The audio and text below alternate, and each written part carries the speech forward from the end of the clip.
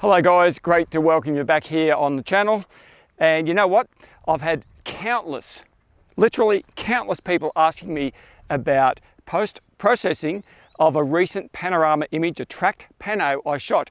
So I thought I'd bring you back here to the exact location where I shot that tracked panorama. And of this foreground here with the dam in the background, as you can see there, beautiful little spot. You would never in a million years think this would be a great spot to shoot, but it is. Nice open sky there, Orion over here, right back to the southeast over this side. Anyway, I'm not going to waste our time here because this is going to be a fairly long video. So strap yourselves in. I'm going to go through how I process the foreground panorama and the tracked sky panorama with my Astro modified camera, 20mm lens. All right, let's get into it. And so we begin with the final image, and this is what we are attempting to achieve here. Now, the foreground part of this image is shot on my Nikon Z6 Mark II Astro modified camera, wide open at f1.8. And I shot it wide open at f1.8 with the 20mm lens because I wanted to gather as much light as I possibly could. And so that's ISO 4000, so there's a lot of ISO. But I wanted to capture all the ambient light because there was absolutely no lighting added to this image, no moonlight, nothing. It was just completely black. And so I wanted to capture as much as I could, and as you can see, that did a pretty good job. Now the sky here is shot with the same setup, same camera, same lens, but at f2.8, 60-second shutter speed each panel, and ISO 1600. So this is a panorama of the sky and a separate panorama of the foreground. Now, I shot the sky panorama not in this exact location. That was on the other side of this hill where there was absolutely nothing much in the foreground. It was a tree on this bottom left-hand corner, but apart from that, there was nothing else. And usually that's what I will do when I'm going to be shooting a tracked sky. I want to get away from anything in the foreground that might be detracting and make it harder to blend it all later on in post-production. So let's start off with the foreground and I'll show you exactly what I had there. So down the bottom here, you can see all of these separate images that I had to make up this foreground, and that's what they look like there. You can see the adjustments, hardly anything done, a little bit of exposure added, bit of shadows. I've done no noise reduction because I'm going to do that later, but I have hit the lens profile correction. So you can see there I've got a total of, let me just have a look at that, 20 images. So I highlight all of those 20 images, go up to File, Export. So here we go. This is the export dialog box from Lightroom. I've found the folder location I want to send this. I've called it a DAM foreground. Image format is a TIFF, which is what I'm exporting. Now, bit depth here, 16-bit component. That's selectable between 8 and 16. 16 is a better quality. And down here, make sure you do not tick the resize to fit option because that is easy to do when you've been sending stuff out for Instagram or whatever.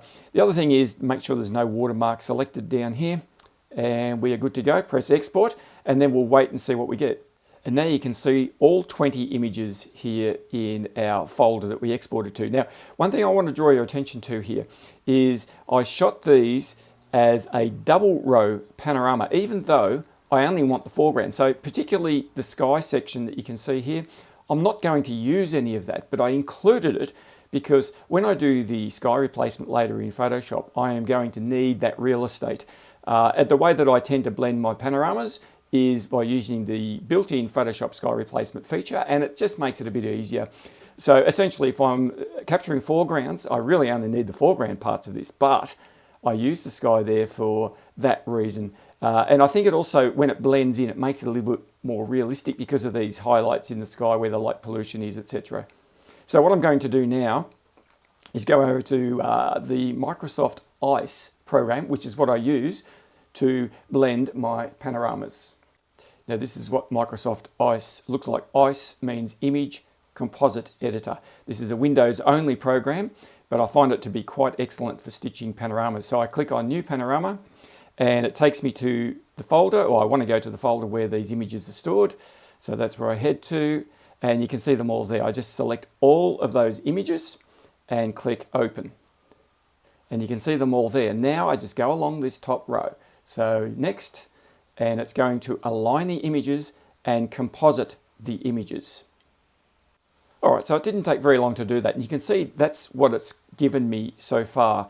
It defaults to the spherical projection mode. I much prefer this Mercator. As you can see there, it stretches out the sky a little bit more, which I think is more closer to what I really want to do. So I'm going to choose that. Now, the horizon here is not straight, so that's pretty much the way it should be. A lot of people would use PT GUI, which is an excellent program, and it is every bit as good as this, probably better. But this is such a simple, easy to use program. I just tend to default to it anyway. So I'm going to click on Next, and you can see here it's projecting that panorama. Now the next option is to crop this. So I'm just going to crop it down a little bit to about there on the side and about there. Now I don't want to lose anything much at the bottom. Now you'll see it's cropped off the bottom, and whenever you shoot panoramas you will find this happens every single time. You lose real estate on the bottom corners and the top corners because of the projection. Not a problem, but I think my advice is to overshoot and just make sure you have the real estate at your disposal so that you can actually do that. Now what I'm going to do later, I'm going to add little bits in here. I'm just going to clone them in. If I was able to crop that right down to about there, I probably wouldn't need to do that. And in fact, it's probably close enough to do that now. But anyway, let's just leave it there for now and see what we can create. So I'm going to press, and as far as the sky is concerned, now the sky is a little bit different to my tracked sky. It's moved along a little bit. Whenever you shoot tracked skies, the sky's moving, so it doesn't stay in the same place all night. So I shot the sky at a different time to I shot the foreground. So obviously the tracked sky that I put in here is going to be in a little bit different position, a little bit further back this way. Anyway, I'm going to press Next, and there we have predominantly our foreground all done and dusted. I've done nothing else except that. Now I'm going to export that now, not as a JPEG, I'm going to export that as a TIFF. Now this again is a stitched panorama just of the foreground. That's what I want you to keep in mind. So I press Export to Disk, tell it where it wants to go, and press Save. And now if I go to the folder where all of these are located, you'll see there's been one added, which I have named ICE Dam Pano, which is the stitched panorama that comes from ICE. Usually I will rename that with something that is really easy to differentiate between the rest of these files, because it's obvious in this case that's a different aspect ratio completely. But sometimes you'll find that the aspect ratio isn't different. Very difficult sometimes to tell which one is the final product. Anyway, we are now done and dusted with our foreground. I want to move on to the tracked sky panorama. All right, so here we have now 1, 2, 3, 4, 5, 6, 7, 8 shots that I took of the sky. And you can see them there across from left to right. And these are tracked f2.8, 60 seconds at 1600 ISO, 20mm focal length. And again, hardly any adjustments, plus 40 there, no noise reduction, just profile corrections. Now, one thing I do want to draw your attention to though is the color balance. A lot of people ask me about this. So let's just have a quick look, because this is an Astro modified camera. So if I look at the before and after, this is on the left how it came out of my camera, and I've adjusted slightly the temp and the tint here, as you can see. Now it doesn't matter all that much because the color adjustments are going to be done more as I go through the edit. But what I've done here is essentially I've just lowered the temperature a little bit and put a bit more green into this image to take away some of that more magenta-y purple color. Now the reason you have an Astro modded camera in the first place is to capture more of the reds and the pinks. So you're obviously going to get a lot of red and pink in everything else. But the way I look at it, and everyone is different in the way that they do this, some people just let it go to auto white balance and just do its own thing and then fix it totally later on. I prefer to have something in camera that's a little bit closer. So I set my white balance in camera to 3000 Kelvin, and I do add plus 1.5 in the green tint in camera. And then I make some more adjustments here. And as you'll see soon, I'm going to make a lot more adjustments when I get over to Photoshop. So that's my little summary of that. But anyway, what I'm going to do here is select all of those images Go up to my file, export, find my folder where I want to put these images. So I'm going to call that Orion Panorama. TIFF files, once again, 16-bit component, exactly the same as before, no watermark. Make sure there's no resizing to fit. And then I just press export and off we go. Okay, now one of the things you're going to notice straight away is I've got 1, 2, 3, 4, 5, 6, 7, 8. I've got 9 images here. I had 10 images of each row in the other panorama. Don't worry about that. Usually when you shoot panoramas, you have to overshoot. So they'll be cropped down anyway. So I won't be using all of these images. You can see there's trees in the foreground here. I'm not going to be using those parts of the image with the trees. So that's why that is usually done. And it's something to remember when you're out in the field shooting. Make sure you overshoot, especially the corners, when you shoot panoramas. So now I want to put these into ICE, Image Composite Editor. So I just open up the program, select all of those images and press open. And you'll see there they are. Go across to the next slider here, and it will now align the images and composite the images. This is a very quick process. Great piece of software. I love this. Use it all the time for panoramas. There's my sky. Now, once again, it's defaulted to spherical. I don't want to use that because it stretches the stars, particularly at the top. Let me try and show you this. Don't know if I can. No, it stretches the stars at the top, and I prefer this Mercator projection mode, and it doesn't do that. That's a pretty nice straight horizon, but if it's not straight, you can actually change that by lifting it up a little bit like that. All right, and I'll press down to next, and this is where I'm going to crop the image. There we go. I'm going to crop this back to about there. This is not a rocket science, believe me, but I'm going to put it to about there. I need to get rid of this tree. Don't want the tree. Let's go to about there at the top, and at the bottom doesn't matter that much because it's all going to be hidden later on. It's not used, the bottom part of this image at all. Good, and I'll press next. So there is my panel. It looks great. Looks stitched so well. You can see the large Magellanic Cloud, Orion here, and the Gum Nebula, which is this huge globular thing over here. It looks fantastic. Lots of air glow in the sky down here. This is not cloud cover, it's air glow. Quite a natural phenomenon. Here we go. I'm going to export this as a TIFF file once again and export to disk. I'll take it back there where it came from. Once again, I'm going to call this ICE, I-C-E, Orion Panorama, save. And that is now exporting as a TIFF file, which I'm going to put into Photoshop. All right, so here I am now in Photoshop. Photoshop's open. I'm going to navigate to the folder where I have those files saved. So let's go there. Now, this is the one I want, ICE Orion Nebula, open, and that will come up into Photoshop, and I can now edit that image. Now, where we start with this is here, and the first thing I'm going to do, if you've seen me edit sky images before, it's exactly the same with panoramas as it is for single frames, but I'm going to duplicate the layer. So go to Layer, Duplicate. I'm going to call this Starless, and then I'm going to duplicate that layer one more time. So Layer, Duplicate, and I'm going to call this one Stars. And you guessed it, I'm going to be separating the stars away from the nebulosity. That is the key. That is the magic ingredient to editing images like this. So now you can see we've got 3 layers, stars, starless, and the first one is the original layer, which is just there as a reference point, really. Now, it's very important to label these layers so you know what's what. First thing I'm going to do is create a starless layer. Now, how do I do that? Well, it's a plugin. So I go to Filter, RC Astro, Star Exterminator.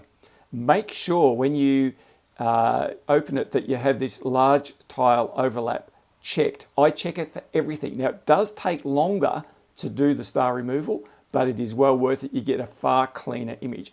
I'm going to now press OK and wait to see the result. Now, this will take a while. With the bigger files like this, it takes quite a while, and it's all dependent on your processing power of your computer. But let's come back to that when it is done. So now you can see this is what it looks like after it has done its work. Now, that took about 15 minutes to do that on my computer. So it can be a drawn out process. But anyway, first thing I'm going to do here is duplicate that layer. So let's go to layer, duplicate, layer, stylus copy now that's called. And the reason I do that is because I never want to work on the original layer just in case I make some mistakes that need fixing, and then I've got to go through that 15-minute process once again to get rid of the stars. Now before I go any further, I'm going to enable the stars layer here. Click over here to image and go down to apply image. And in this layer column here where it says merged, I'm going to go down to the one that says stylus. And now where it says blending, I'm going to change that from multiply to subtract. And leave everything else as it is and press OK. Now I have a layer, you can see it there, which only contains stars. Pretty clever, isn't it? I'll come back to that layer later on, and we'll continue on here with this layer. Now there's a number of things I want to do here. Firstly, I think I'll go down here to the little round adjustment layers and add a curves adjustment layer. I'm actually going to increase the exposure just a little bit. So I'm just going to grab it and push it up just a fraction. Now what that does is essentially brightens up the whole image. You think that's pretty boring. Well, it probably is.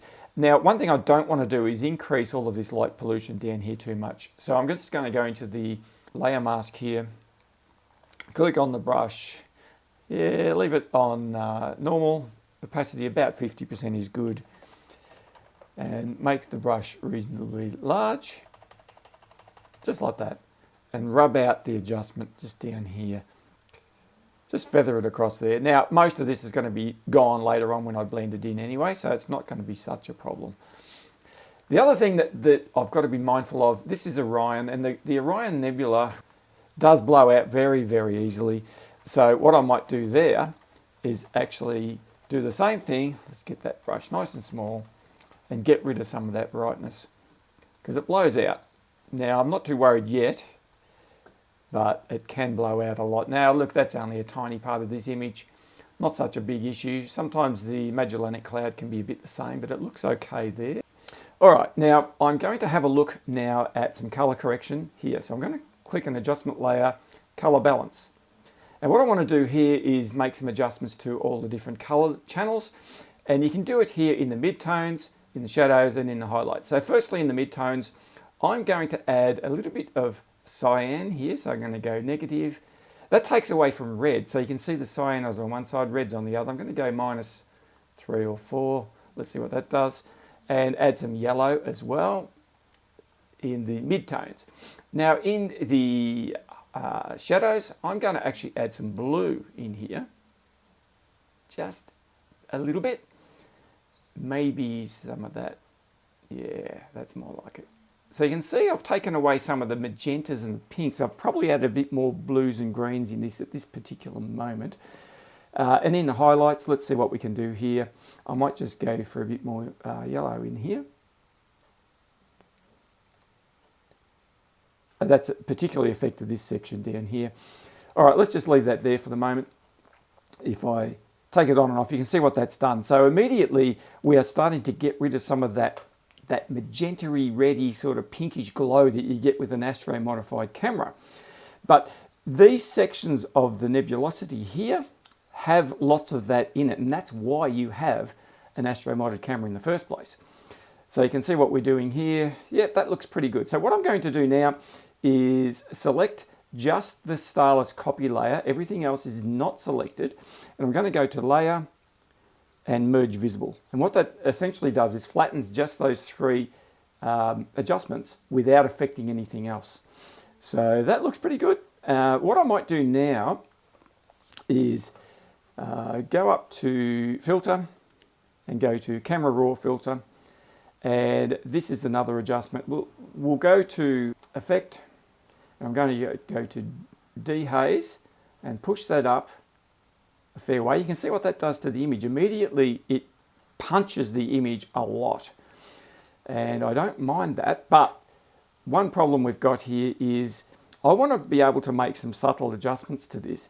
And if I do it in this global adjustment here, then I can't make those subtle adjustments. So what I will do is undo that and go up here and create a sky mask. Just click on that little circle and select sky.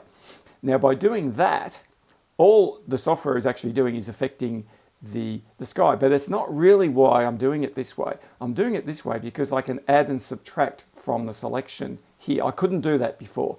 So I'm going to go back again, Effect, Dehaze, push that across. Now I'm getting exactly the same thing I got before, but I need to affect change the color. See how it's put a lot of blue into this image? Don't want that.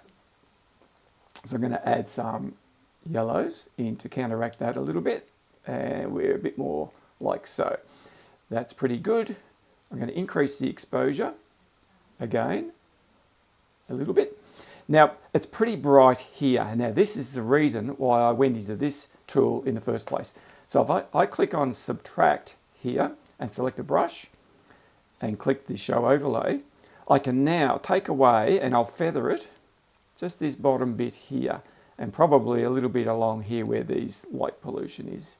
So it's not quite so hot as it would have been before. I haven't done a lot. Take away the overlay.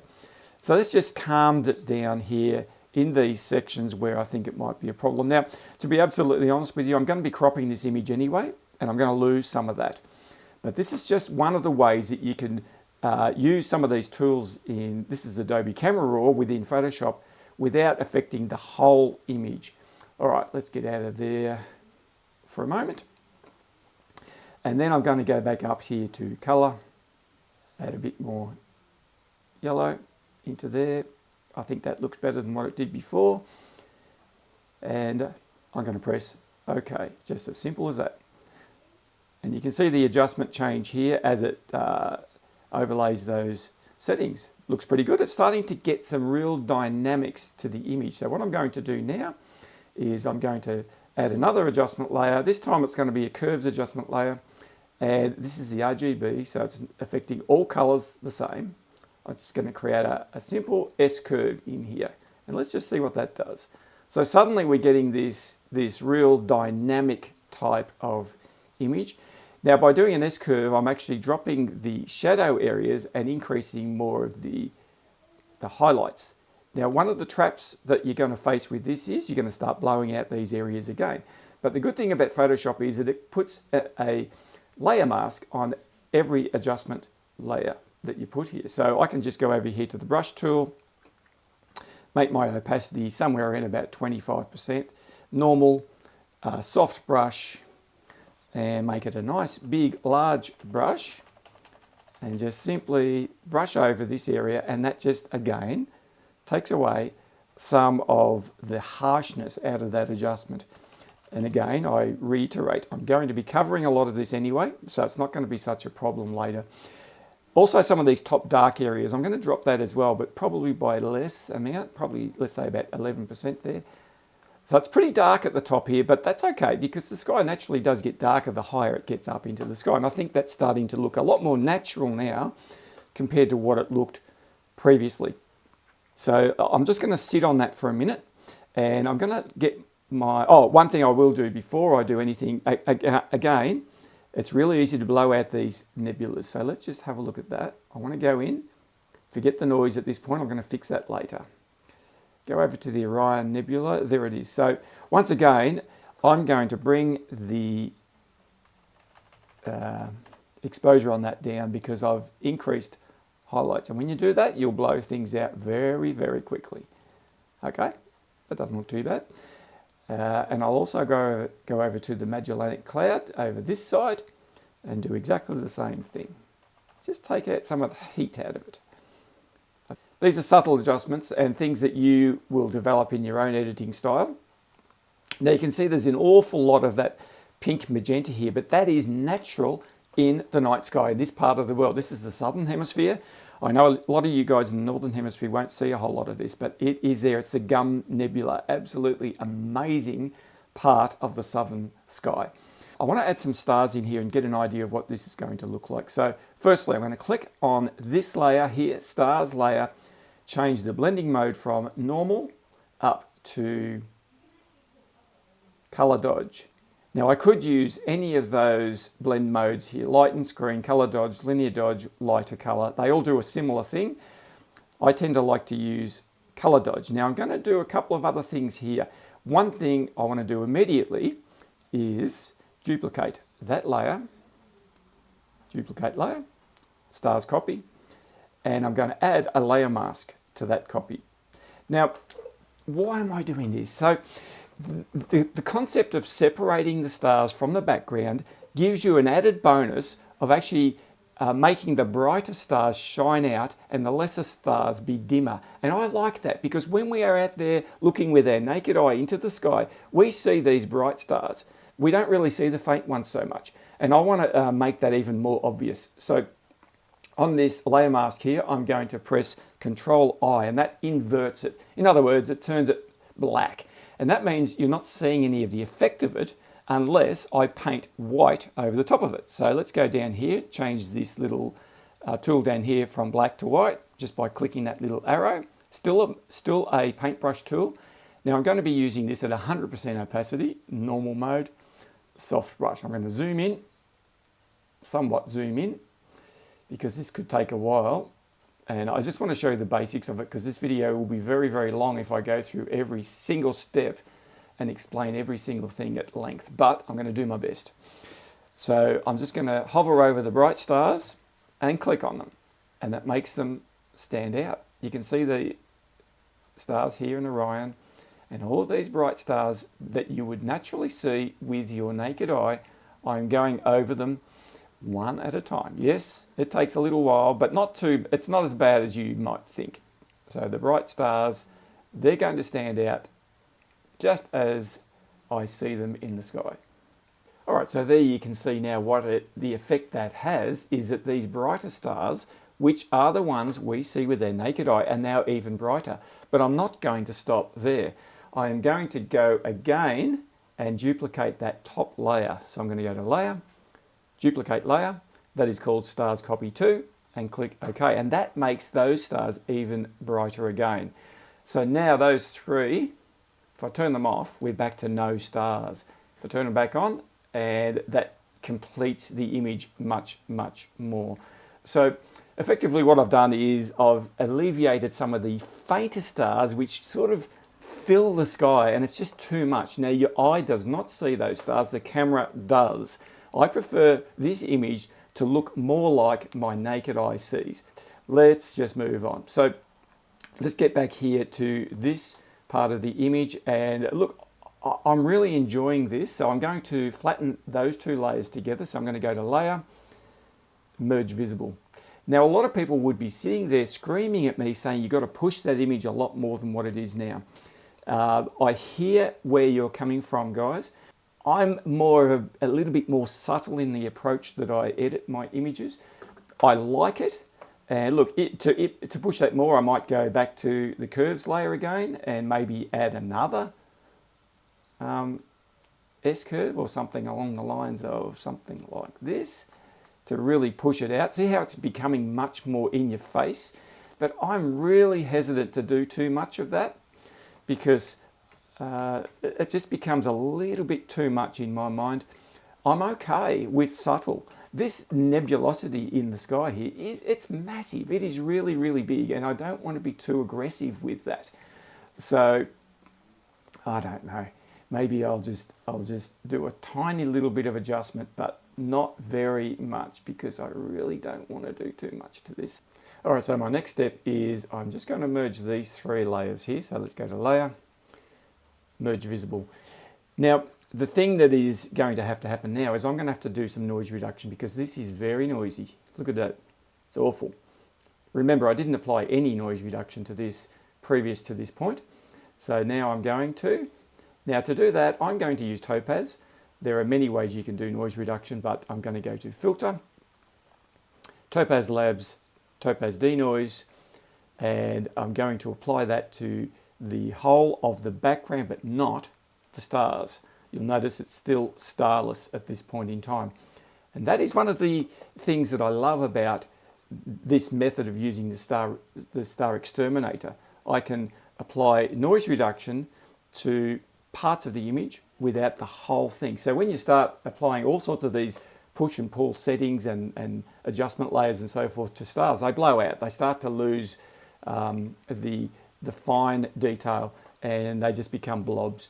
Now we zoom in on that image. Let's have a look at it. Much better, much better.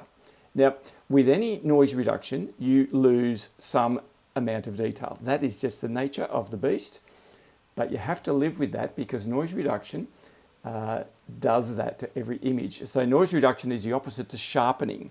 Now you notice I'm not sharpening the image in any particular sharpening way, but I am applying lots of adjustments to the actual image, which by default is sharpening the image. All right, so anyway, let's have a look at that. I'm very happy with that.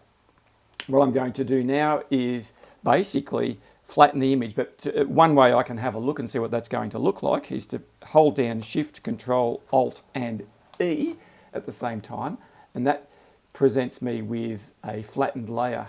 You can see there with the stars and with everything else, and just going in there. That's zoomed in a long way. Looks fantastic. Looks really good. There's our Orion Nebula over here.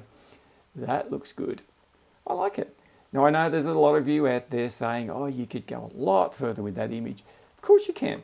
I'm not showing you every single thing that can be done with the image. I'm just showing you how I would basically edit this and create the panorama. So that's where I'm at this point in the process. You can see that where we've come from, by the way. That's the before, that's the after. Before and after. All right, so what I'm going to do now is actually flatten the image. So I go to layer, flatten image. It'll ask me if I want to discard all these hidden layers. I say okay. And then I am going to save this. Okay, so now let's go back to our foreground. So here's the panorama that we created earlier. So I've got that opened up. I'm going to right click on that and edit in Adobe Photoshop. I think I will press edit a copy with Lightroom adjustments, just so that I've got two copies in case I make a mistake. And that is now opening Photoshop. In this case, it's opening Photoshop Beta, but that's just because that's what I've got here on my computer. It will work just as fine in normal, everyday Photoshop. Now, the first thing I'm going to do here is fill in these bottom corners. You'll notice there's just a tiny little bit of nothing there. So the easiest way to do that is just to clone it, I think. So let me just zoom in a fraction, go down here. I'm going to select the clone stamp tool and come in down there, make sure that's on 100% opacity here, and select some of that ground just next to it. Click the Alt and that samples that, and I'm just going to rub it in. Now you would not have no idea that that has been changed. Over to the other side, hardly anything here, it's a tiniest little bit. So let's just grab a bit there and fill that in there like that. There we go, done. That was pretty simple. All right, so the next thing I'm going to do is bring in our sky panorama and line it up with this one here.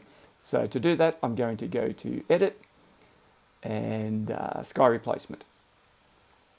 Okay, now when you do that, it'll load up whatever's loaded into the sky replacement panel, which is some sort of sky. Don't want that, but it actually hasn't done a bad job of lining that up. So to get the sky that I want, I click on this little down arrow here and then the plus sign down the bottom here and navigate to the folder. Here it is where my sky is. So I click on that and press open, and that will now bring that into this panel and give me the option of selecting that.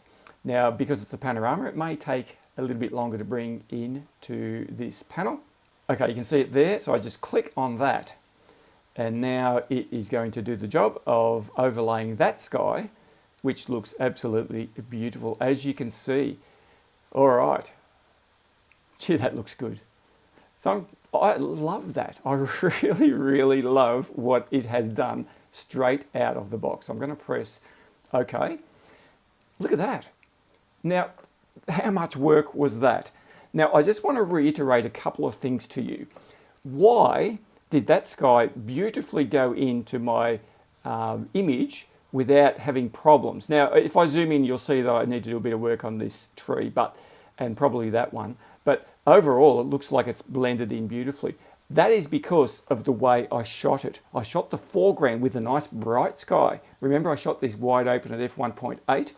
So let me just show you. If I take the sky out, you can see the sky is very, very bright. And when I put the sky back in, then the software knows exactly what is meant to be sky and what is meant to be foreground. That is always the key using sky replacement technology. All right, so let's have a look at this now and go in and have a look at some more detail. If I zoom in to the image a little bit around that tree in particular, you will see it's not bad, but I think it just needs a little bit of work. So to do that, all I'm going to do here is, you'll see that the sky replacement here has a layer mask attached to it. Just like every other layer mask, if I select a brush tool, black paintbrush on a white mask, 100% opacity, and make that brush nice and small, then I can rub over the tree. Now, you have to be careful with this, because if you don't do it, if you go over the edge, you will start rubbing out the sky. You do not want to rub the sky out. Now, what I would probably do here is zoom in nice and tight so you can really see the detail and you can see what it is that you need to change. Now, this can be tedious depending on the image that you have. When you have tree branches like this isn't too bad. Some tree branches, especially ones with lots of sticks, lots of dead trees, they can be tedious, but I like doing this because I've got total control. If I make a mistake, I can just go either to edit, undo, or I can paint it back in white rather than black. So it's just like every other layer mask. So I'll speed this up so you don't have to tediously watch me go over this, but this is basically how I edit my, especially parts that are going up into the sky, such as this tree. Okay, so if you look closely here, I'll zoom in a little bit around the tree. Now it looks fantastic. Tree in the background, all these trees, no problem at all. Look at that, that is just so nice. The foreground looks so natural, beautiful.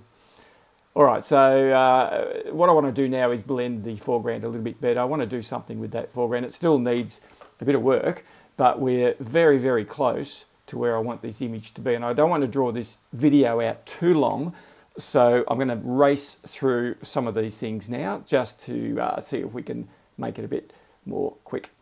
One thing I want to do with this image is change the color slightly of this foreground. I want to add a little bit more green to it, because once again, the Astro modded camera does tend to give it a little bit too much magenta color. So to do that, pretty simple. I'm just going to go in, create a color balance adjustment layer on top of the bottom layer. Okay, so it only affects that bottom layer. And in the mid-tones, I'm just going to add a bit more, probably cyan. Yeah. Now you'll notice that is also affecting the water here, which by the way looks absolutely beautiful. But I don't want to change that too much. It's more the damn bank I'm looking at here. So let's just see what I do if I do yellow. No, that's no good. Blue, just a touch. This is all up to your own interpretation, okay? So I'm not going to sort of tell you what you should do. It's always going to be up to your interpretation. But, you know, these things will vary from image to image. All right, I like that. So if I turn that on and off, you can see the difference. It's just taken away some of that magenta, which is, again, typical of what you have to do when you're working with an Astro modded camera. There's a couple of adjustments I'm going to do to this image when we get back to Lightroom. So I probably won't do anything with that here in this exact place. For me, there are things that I prefer to do in Lightroom than Photoshop. Probably because I export out of Lightroom. And because I export out of Lightroom, then that's my final destination for all of my images. So once I flatten this image in Photoshop, I can't do anything much more here, but I can if I want to go back to Lightroom. So that's where I'm going to go now. But before I do that, there is something I need to do here. The foreground is very, very noisy.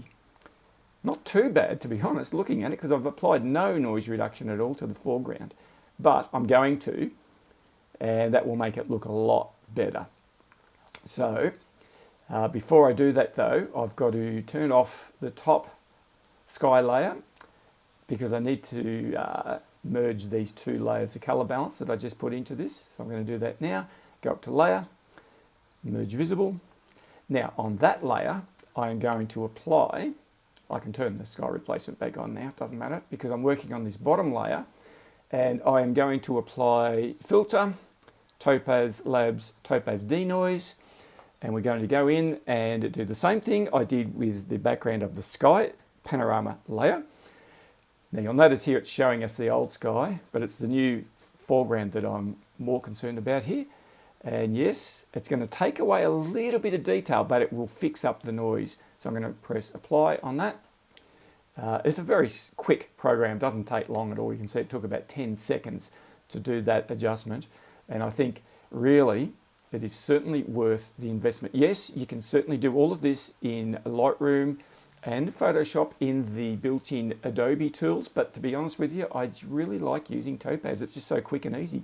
All right, so there we have the final, what I would consider to be the final image here in Photoshop. I'm going to flatten that, so I'm going to go layer, flatten image, discard hidden layers. I'll say yes to that. Now I'm going to exit Photoshop, and that's going to take me back to Lightroom where we started. Back here in Lightroom, you can see it looks magnificent, but there's a couple of things I want to do. I'm not quite there yet. So this water, you can see here, it's just not quite reflecting the color of the sky that it should. So I'm just going to go into the masking tools here, select a brush, and just basically add in, I think, a little bit more green. And we'll see how that goes, maybe a touch of yellow.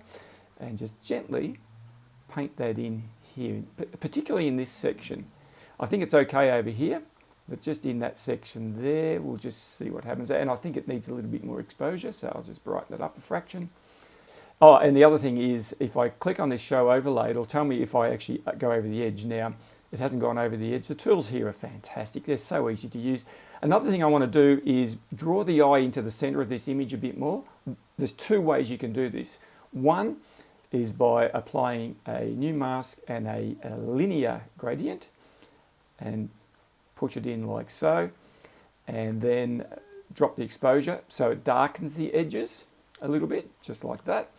I'll do another one, create a new mask on the other side, do the same thing here, and drop the exposure there. Now I've got to be careful, especially on that side, because I don't want to darken the sky up here, and you'll see what's happened there. There's a bit of that red overlay showing there. So to get rid of that, I click on the subtract, add a brush, and just rub that part out because I don't want to darken that part of the sky. Let me just see if I need it on the other one. Perhaps I do just a tiny little bit down here. So I'll just rub that out. Yeah, just a bit, not much. All right, that looks better. I'll just increase the exposure of the whole image a little bit. No, I don't want clarity, but a little bit of dehaze, just a bit on the entire image. Oh, yeah, see what happens if you put too much dehaze in? Way, way too much. But I've added a bit more yellow. So dehaze adds blue. So whenever you apply dehaze to an image, you will probably need to apply some yellow to counteract that. The other thing I may do, I'll go back to my masking tool, add a mask, brush, and then I'm going to throw in a little bit of clarity on the foreground. I don't want it on the sky at all, just on the foreground, just a little bit. We'll see what we can do with this. And that's going to just bring in some real oomph. So clarity basically is punching out the midtones. Yeah, that's good. A little bit more over the other side of the dam. See how it's automatically masked onto the foreground? Unbelievable. These new tools are just so good. All right, let's hop out of there. And basically, we have a final image. Let's have a look at that. Not too bad, if I do say so myself. Love it. If I zoom into the details of this image, just have a look how clean this is. Beautiful, beautiful, beautiful, beautiful. So you have to go to a fair bit of work, as you saw what I did here. Reflection of the stars in the water. I didn't add any of those in, they're natural. They're all leather. Reflection of the tree. The water was pretty calm. Looks really, really nice indeed. So just to recap, to get this image the way that we did, we created a foreground panorama, you can see it here, and then I created a sky panorama by walking over that hill there and shooting the sky separately without any foreground elements in the way. Blended those together and we ended up with this beautiful image that you see right here. All very natural, beautiful, about a Bortle 2.5 to 3 sky here in Australia. And that's what you can do if you use the right tools and the right editing techniques.